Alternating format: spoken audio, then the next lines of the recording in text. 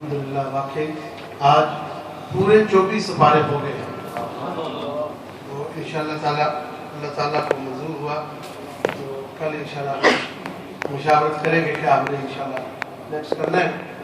تو آج بھرن ہمارے 24 سپارے مکمل ہوئے ہیں۔ میں نے کل آپ سے وعدہ کیا تھا انشاءاللہ بفضل خدا تعالیٰ سورہ یاسین شریف کے متعلق میں شاہ صاحب سے گزارش ہے جو پاکستان سے ہیں کہ میں نے اعلان کر دیا، بورڈ شوٹ دکھانے کی ضرورت نہیں ہے، آپ باہر کھڑے ہو جائیں کیونکہ یہاں راستہ ہے نا، یہاں پر آپ کو لوگ ملیں گے بھی نہیں، تھوڑا سا ٹینٹ میں چلیں گے۔ جزاک اللہ، مہربانی۔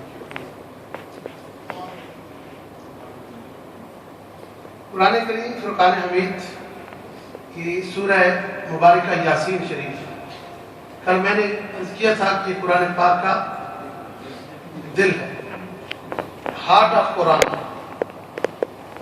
اس طرح ہر چیز کا دل ہوتا ہے، اس طرح قرآن کا بھی یہ دل ہے۔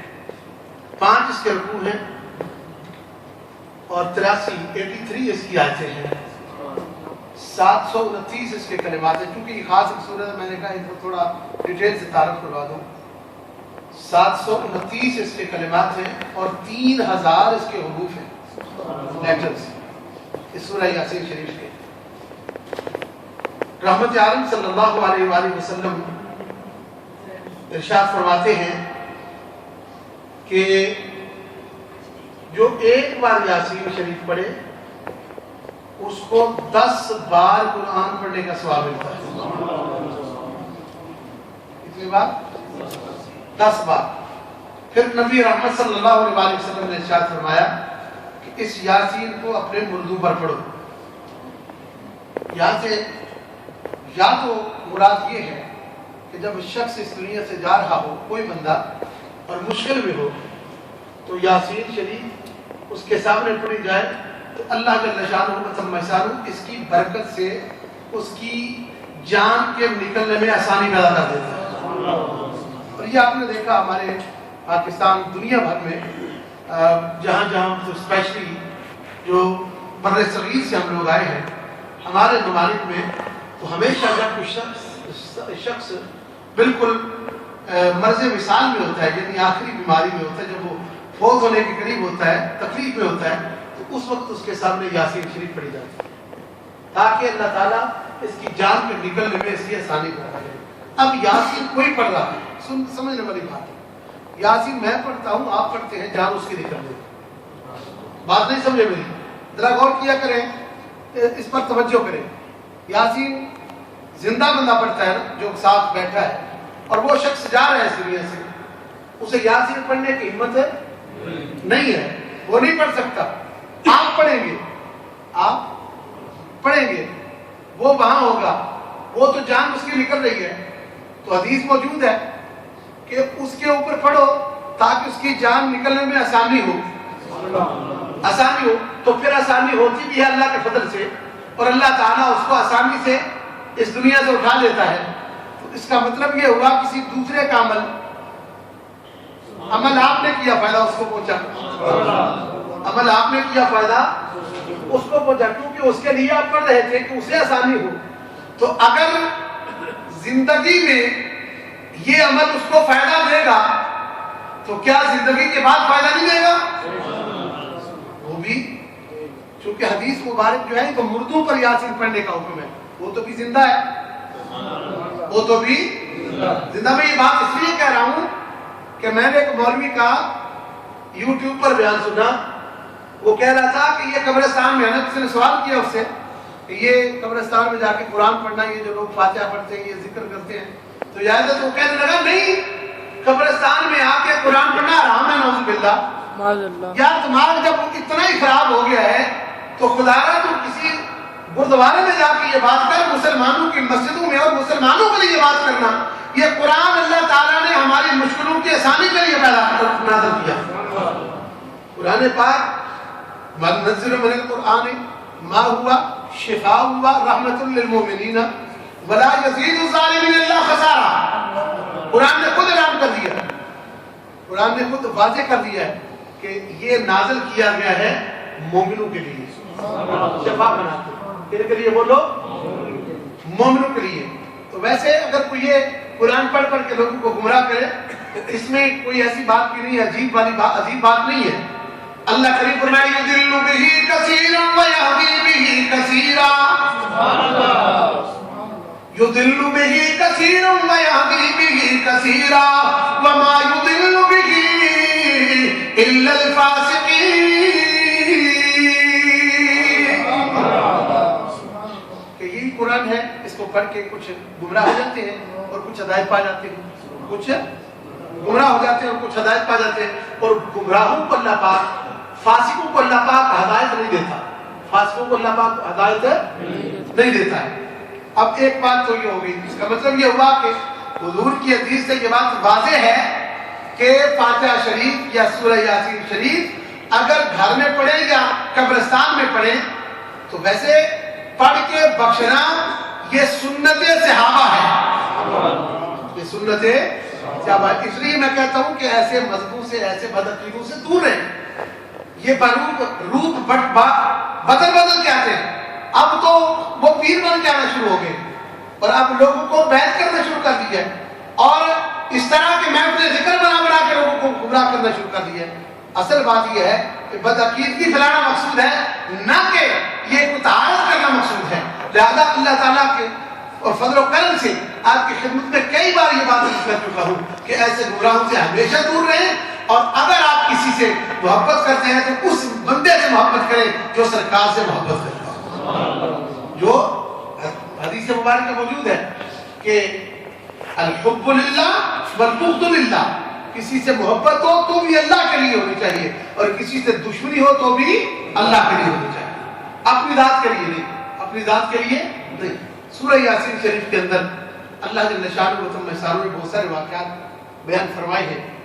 ایک تو اس میں یہ مسئلہ بھی موجود ہے کہ آج ہم جب کبھی قرآن شریف یا 10واں شریف یا 40واں شریف یا کوئی اور اس طرح کی محفل کرتے ہیں، میلاد کی مجلس ہوتی ہے، معراج کی مجلس ہوتی ہے، یہ سیرت کا جلسہ ہوتا ہے، کبھی کسی کا عرس ہوتا ہے، کبھی کسی کے فاتحہ خوانی ہوتی ہے، تو اس پر بھی لوگ اور تو رہ گئی، وہاں پر جو رزق لوگوں کے لیے پیش کیا جاتا ہے مہمان نوازی کے لیے، اس کو بھی لوگ حرام کہنا شروع ہو جاتے ہیں۔ اور میں نے ایسے مولوی بھی دیکھے ہیں کہ مثلا کسی کی اصالہ ثواب کے لیے گئے، دعا کی اور دعا کے بعد کھانا آیا کھانے کے لیے تو ہاتھ اٹھا لیا، بات کہ بھائی کیا ہوا تمہیں؟ بھائی یہ حرام ہے، نعوذ باللہ۔ کیا ہوا حرام ہے؟ جانور ذبح کیا تو بسم اللہ اللہ اکبر کے ساتھ، بھائی جس کا گوشت بنا بسم اللہ اللہ اکبر کے ساتھ، اب وہ آ گیا پکا لیا، پکانے کے بعد قرآن پڑھا گیا۔ بھائی ختم پاک میں کیا ہوتا ہے؟ قرآن، سورہ کافرون پڑھتے ہیں، سورہ اخلاص پڑھتے ہیں، سورہ فلق پڑھتے ہیں، سورہ ناس پڑھتے ہیں، سورہ فاتحہ پڑھتے ہیں، اور پھر بقرہ کی آیتیں پڑھتے ہیں، اور پھر اس کے بعد ان اللہ و ملائکۃ اور ما کان محمد اور ان رحمت اللہ، یہ کچھ آیات ہیں مخصوصہ اور مخصوص آیتیں پڑھیں۔ جس طرح کہ ابھی قرآن پاک کی یہ سورہ یاسین شریف کے متعلق فرمایا کہ یہ دل ہے، یہ کیا ہے؟ دل ہے۔ قرآن تو سارا موجود ہے پر فرمایا یہ دل ہے۔ اسی طرح حضور نے فرمایا فاتحہ ہر نماز میں پڑھو، فاتحہ بولو نا، فاتحہ ہر نماز کی ہر رکعت میں پڑھو، بلکہ واجب ہے۔ کیا ہے؟ واجب ہے۔ اب یہ بھی تو قرآن ہے، یہ ہر رکعت میں پورا قرآن پڑھنا واجب ہے نہیں ہے، فاتحہ پڑھنا واجب ہے۔ فاتحہ کی جگہ اگر آپ سورۃ اخلاص سے شروع کر دیں، صرف فاتحہ کی جگہ پڑھ تو کیا نماز ہوگی؟ بولو نا، نہیں۔ اس کا مطلب یہ ہوا کہ خاص جگہ سے قرآن کریم سے اگر مخصوص آیتوں کو یا مخصوص صورتوں کو حضور نے پڑھنا سنت قرار دیا ہے، بلکہ اتنا ضروری ہے کہ اب فاتحہ کے بغیر کوئی دوسری صورت پڑھیں گے تو نماز ہوگی نہیں۔ کیوں؟ اس لیے کہ فاتحہ ہی پڑھنا واجب ہے۔ تو اس کا مطلب یہ ہوا یہ فاتحہ کی اتنی اہمیت ہے کہ نماز کے اندر ہر رکعت میں پڑھنی واجب ہے۔ تو اگر مرنے والے کے لیے سارے ثواب کے طور پر پڑھیں گے تو قرآن پاک کا ثواب عطا ہو جائے گا۔ اس لیے کیا حرج ہے؟ دیکھو قرآن کریم کی آیت ہے اسی میں، انا نحن نحيي الموتى ونكتب ما قدموا واثارهم وكل شيء احصيناه في امام مبين، کہ بے شک ہم مردوں کو زندہ کریں گے، اور ہم لکھ رہے ہیں جو انہوں نے پہلے بھیجا ہے، اور ہم جو انہوں نے اپنی نشانیاں پیچھے چھوڑی ہیں ہم ان سب کو لکھ رہے ہیں، اور ہم ہر چیز کو گر رہے ہیں۔ یہ قرآن پاک کی آیت کا ترجمہ ہے۔ اب اس کا مطلب یہ ہوا کہ جو کچھ وہ لے گئے اپنے اعمال وہ بھی ہم جانتے ہیں، اور جو کچھ اچھے طریقے چھوڑ گئے، جو کچھ طریقے چھوڑ گئے ہم نے ان کو بھی نوٹ کر لیا۔ اب مسلم شریف کی حدیث سے عرض کرتا ہوں کہ جو کچھ نشانیاں چھوڑ جاتا ہے، جو بھی طریقہ چھوڑ جاتا ہے، اس کا فائدہ۔ مسلم شریف کی حدیث ہے کہ اسلام کے اندر، دین کے اندر کوئی اگر اچھی چیز کا ابتدا کرتا ہے، اچھی چیز کا، وہ ابتدا کرنے والے کو بھی سلام ہے، اس کا ثواب ہے، اور جو اس پر عمل کرے گا اس کو بھی ثواب ہے۔ حدیث کون سی ہے؟ مسلم شریف۔ بولو کہ کون سی کتاب ہے؟ مسلم شریف کی حدیث۔ رحمت عالم صلی اللہ علیہ وسلم نے فرمایا کہ جو کسی چیز کا اچھی کا ابتدا کر سکے، اس لیے اللہ نے قرآن کریم کے اندر بھی فرمایا کہ ما قدموا وآثارہم، کہ اگر وہ کوئی چیز جو چھوڑ کر جانا، اللہ کے وہ بھی علم میں ہے، لہذا اب وہ چھوڑ کر جانے والا اچھی چیز، اس لیے فائدہ اس میں یہ ہوا کہ اگر یہ فاتحہ شریف ہے، یہ قل شریف ہے، یہ چالیسواں شریف ہے، اس میں قرآن پڑھا جاتا ہے، اس کے علاوہ کوئی اور بات ہوتی، یا ذکر اذکار ہوتا ہے، نعت خوانی ہوتی ہے، درود پڑھا جاتا ہے، دعائیں ہوتی ہیں، اور اس کے علاوہ بھی کچھ چیز ہوتی ہے؟ بولو نا، نہیں۔ تو اس کا مطلب کیا ہوا؟ جس نے اس چیز کو کیا ہمارے لیے اس کو بھی فائدہ ہے، جس نے ابتدا کی اس کو بھی فائدہ ہے، اور آج قیامت تک جس پر عمل کرے گا انہیں بھی فائدہ ہے۔ اچھی چیز کا، ہاں بدعت دو قسم ہے، ایک ہے بدعت حسنہ اور ایک ہے بدعت سیئہ۔ ایک اچھی بدعت کا مطلب ہے نئی چیز، بدعت کا کیا مطلب ہے؟ نئی چیز۔ بولو بدعت کا کیا مطلب ہے؟ اصل میں بدعت کا لفظ اتنا بدنام کیا کہ بدعت سمجھا، ڈرا کے لوگوں نے سمجھا پتہ نہیں یہ بدعت کی کیا بلا ہے، یہ بدعت پتہ نہیں کسی بم کا نام ہے، یا بدعت کسی میزائل کا نام ہے۔ بھائی بدعت ایک نیو چیز، نیو تھنگ، کسی چیز کا نیا ہونا۔ یہ لاؤڈ اسپیکر بھی بدعت ہے، پہلے نہیں تھا حضور کے زمانے میں، تھا نہیں؟ بولو نہیں۔ یہ میراب بھی حضور کے زمانے میں، بولو نا، بولتے جاؤ۔ یہ قرآن پاک آپ دیکھ رہے ہیں، اس کے اوپر یہ جو زیریں زبریں پیشیں شدیں مدیں ہیں، یہ حضور کے زمانے میں نہیں تھی۔ بولو حضور کے زمانے میں نہیں تھی۔ یہ کس نے لگوائی ہیں؟ حجاج ابن یوسف، ظالم تھا لیکن یہ کام اچھا کر گیا، یہ اچھا کام کر گیا۔ اب اسے فائدہ، اس اچھا کام اگر ایمان ہوا اس کے اندر، ایمان رہا اس کا قائم رہا، تو اس کو اس کا فائدہ ملے گا، کیونکہ یہ اچھی چیز ہے۔ جس کا بھی ایمان قائم رہا، مرنے کے بعد، مرنے تک ایمان قائم رہا، کسی اچھی چیز کا آغاز کیا۔ مسجدوں کے مینار ہیں، آج تو میں دیکھا کہ مولوی بڑی بڑی مسجدیں بنواتے، اور ایک ایک مینار پر، میں ایک جگہ پر گیا، کسی دوسرے مسجد کی مسجد تھی وہاں پیٹر برو کے اندر، میں نے پوچھا بھئی اس مسجد بڑی یہ شان عالی شان مینار ہے، کہا جی ایک مینار پر 1 لاکھ پاؤنڈ لگا ہے، ایک مینار پر 1 لاکھ پاؤنڈ ہے۔ میں نے کہا بہت خرچ کیا، حضور کے زمانے میں تو نہیں تھی مینار، حضور کے زمانے میں، بولو مینار حضور کے زمانے میں نہیں تھی، تو یہ تو نہیں ہوئے، تو جب بدعت ہوئے، کیا ہوئے؟ بدعت ہے۔ میراب بھی، بولو نا خدا واسطے، کیا ہے؟ بدعت ہے۔ مینار بھی بدعت، میراب بھی بدعت، زیریں زبریں بھی بدعت، یہ سارا سسٹم بدعت، اور یہ مدرسہ جو بند بھی بدعت۔ بولو نا، پہلے نہیں جانا، بلکہ یہ مسلک ہی بدعت۔ بات سچی بات ہے، قرآن سامنے میرے پڑھا ہے، کیونکہ رسول اللہ صلی اللہ علیہ وسلم نے ارشاد فرمایا ستفترق امتی 73 فرقۃ کلھم فی النار الا واحدہ۔ سبحان اللہ۔ نکلیں گے لوگ، میری امت سے نکلیں گے لوگ 73 فرقے، کتنے نکلیں گے؟ 73۔ ان میں ایک ہی جماعت ہوگی مان علیہ واصحابی، جو میری اور میرے صحاب کے نقشے پاک پر قائم رہے گی۔ تو قائم رہنے والے جنتی سرکار نے فرمایا، نہیں سمجھے میری بات؟ قائم رہنے والے اپنی جگہ پر، یا جس نے فرقہ کیا اس نے تو کمزوری کی نا، جس نے تفرقہ کیا اس نے کمزور کیا اسلام کو، جس نے نیا فرقہ بنایا اس نے کمزور کیا اسلام کو۔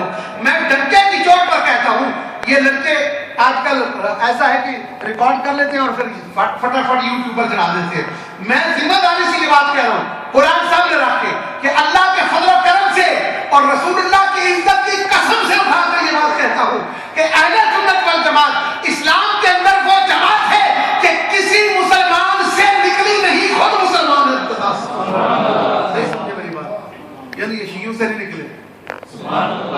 وہابیوں سے, یہ مرزائیوں سے, دیوبندیوں سے, چکڑالویوں سے, پرویزیوں سے, سلفیوں سے, کلفیوں سے, کسی سے نہیں نکلے.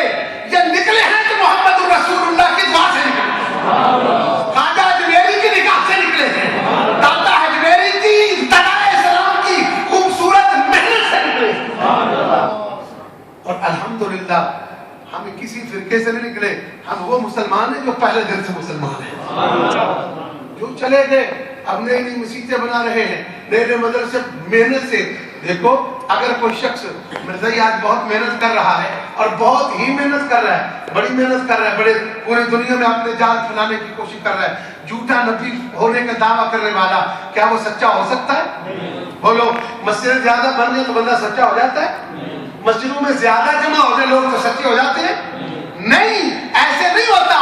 اصل سچائی ہوتی ہے ایمان کے ساتھ, ایمان کے ساتھ. ایمان مضبوط ہو, ایمان موجود ہو تو پھر سچائی ہوتی ہے. اس لیے اس پر یہ بات واضح کر دوں کہ اللہ کے فضل و کرم سے میں وہ سنی ہوں جلیل قادری بننے کے بعد میرا لاشا بھی کہے گا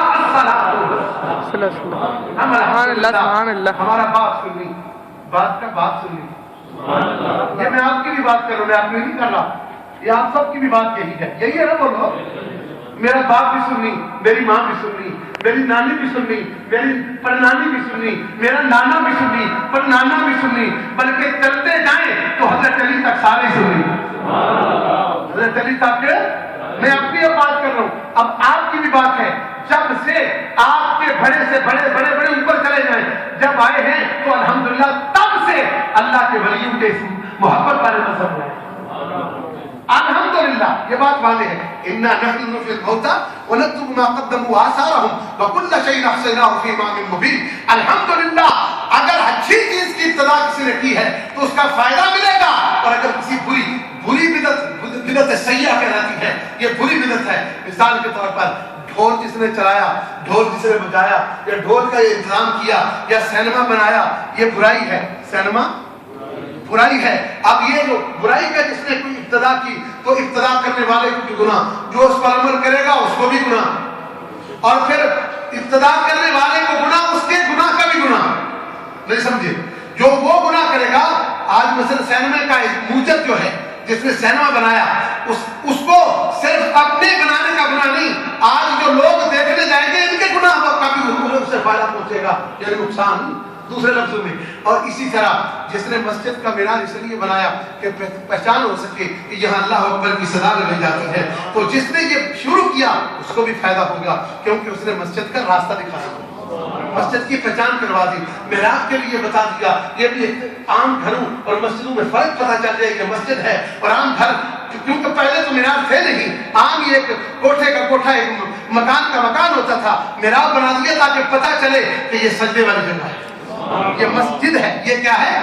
مسجد ہے. تو اللہ تعالیٰ نے اپنے محبوب صلی اللہ علیہ وسلم کو اس شان اور اس عظمت سے بھیجا کہ ان کے دین کے ساتھ جس نے محبت کی, اللہ تعالیٰ نے اپنے محبوب کے محبت کرنے والے کو اور دین سے محبت کرنے والوں کو عظیم کر دیا. یہاں پر ایک واقعہ بیان ہے, میں اس کو بیان کرنے کے بعد ختم کرتا ہوں. وہ ہے وجعلنا من بین ایدیہم سدا ومن خلفہم سدا فاغشیناہم فهم لا یبصرون. یہ ابو جہل اپنے دو مخزومی دوستوں کے ساتھ, یہ بھی سورہ یاسین شریف کے اندر اس کا ذکر آیا ہے, اس نے اپنے دو دوستوں کے ساتھ یہ پروگرام بنایا کہ محمد صلی اللہ علیہ وسلم جب میں ان کو نماز پڑھتے دیکھوں گا تو میں اپنے سخت کے سخت پتھر کو پکڑ کے, پتھر لے کر تو ان کا سر کچل کے رکھ دوں گا, یعنی ان کو قتل کر دوں گا.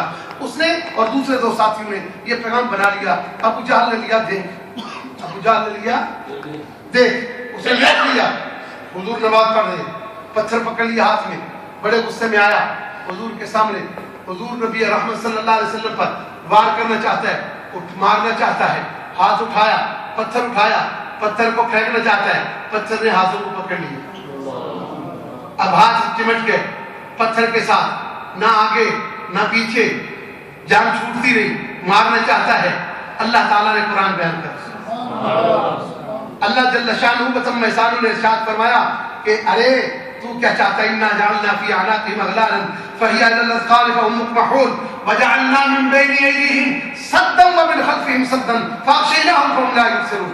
آپ نے ارشاد فرمایا, اللہ نے ارشاد فرمایا کہ تو کیا سمجھتا ہے کہ میرے محبوب کو نقصان پہنچائے گا. اب واپس آیا اپنے دوست کے پاس, ولید بن مغیرہ کے پاس, کہنے لگا یار میں نے مارنا چاہا, پتھر مجھے چمٹ گیا, پتھر نے چھوڑا نہیں.